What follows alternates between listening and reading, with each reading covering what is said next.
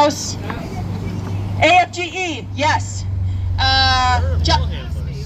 Sorry, we heard AFSME. Thank you for your ears.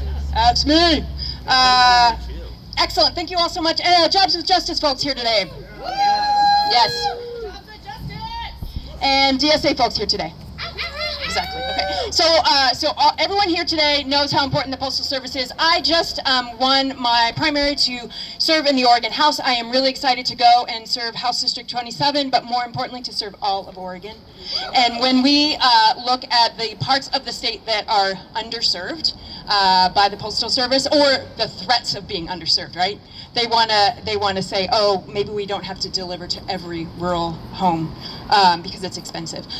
And they aren't afraid, though, to make money, the oligarchs, the billionaires, to make money on the backs of that last mile delivery, though, in the rural areas, right? So when Jeff Bezos delivers to areas in the Portland area, he's fine going all the way to their house, but he wants to put that cost onto the USPS when he delivers to rural areas. So we need to make sure that we can have the USPS survive by making sure that we are doing that last mile, but maybe even taking away some of the power of him delivering locally. I don't know, can that happen? Can we put those delivery services out of business? I think we can. I don't know what it looks like, but let's imagine that together, a world where USPS is the one going to the house every day to deliver packages and letters. Okay, let's imagine that world together. We can co-create that world, so let's do that. Really impressed with all of you out here today because you know how important this is to our democracy. When I sit down, just like Commissioner Singleton, I moved here from Chicago and experienced those long lines, and you walk in to vote and you walk past somebody who's going to hand you a little something to take in with you. Has anyone ever voted out of state? So you're walking in and somebody hands you a little voter's guide, which is fair, but it's also maybe not the most unbiased information. So you're walking in with a blind. Maybe you have to vote for a judge. I don't freaking know anything about this. So when we vote here, you all know what happens. We get our voters pamphlet statement. You get that and you put it on the counter. And then you get the ballot and you put that on the counter. And then you get all of the mail from the candidates and the issues and you put that on the counter.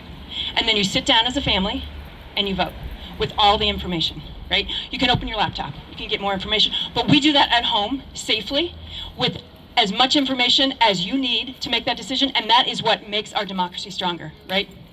So we are going to make sure that we keep that strong here in Oregon. I will fight to make sure that we keep vote by mail safe here in Oregon.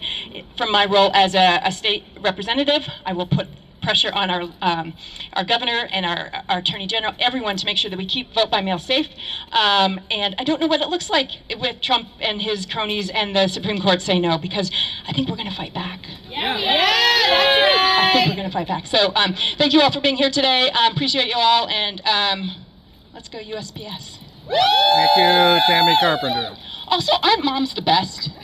Yeah. Moms do all of it with style and safety and a little bit of sass. So just want to shout out, raise your hand if you're a mom in here. Moms, yes. Okay, great. I'm a mom too. All right, thank you.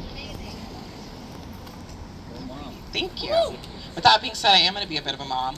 And it's hot, it's sunny, we don't, so we want to make sure that we move right along. And our next speaker is Sarah Koleski with Jobs with Justice. Thank you. All right. Thank you. Wow. We love you, Sarah. Thanks. Good afternoon, Portland. My name is Sarah Koleski, and I'm here representing Portland Jobs with Justice. Portland Jobs with Justice is in the house. We're here every year for this annual birthday. And many folks don't realize that the post office is older than the United States itself. Right. In 1775, the people that put together the post office knew that, this huge nation couldn't stay connected without reliable communication. So for more than 250 years, the Postal Service has connected every one of us through war, disaster, generations, Trump, you name it. And the Postal Service does something really unique that no private company does. And that's universal service. Right. Yeah, delivery to every address, no matter how remote, for the same price. And that's a promise that's worth protecting. But right now we're seeing too many post offices seeing reduced hours, fewer workers, and shrinking services. We lose jobs, economic activity, and one of the last federal services that many rural areas have. So we believe, we're all standing here together because we believe our post offices should be growing, not shrinking. We believe they should be bringing more services, more revenue, more jobs, and more value to every community. Postal workers have worked for 250 years to be one of the most trusted government services out there, and we have the best postal service in the world. Our postal workers show up for us every day, and the least we could do is stand outside in the heat to show up for them. Yeah. President Trump and the Postmaster General are feeding us false information to make all of us lose confidence in the Postal Service. And what we say to that is that we reject Trump's claims that vote by mail is corrupt or cheating or part of a grand conspiracy of voter fraud. We reject a Postmaster General that wants to eliminate vote by mail itself. And we reject Trump's attempts to grab voter registration rolls and make it harder to vote. And that's only the latest attack. I mean, it's been going on for over a decade, that the post office has been plagued by a postal board of governors that don't even believe in its mission. They're more committed to private profit than public service. And why? It's because they want to chip away pieces of the post service in order to line their pockets with the most profitable parts. And so we see these stakes as being incredibly high. This is one of the last blue-collar bastions where folks who cannot afford to go to college, do not intend to go to college, can get a union job and make a decent living. But our union postal members can't fight budget cuts, closures, consolidation, and attempts at privatization, by grievance or negotiation alone. That's why we're out here today in collective action.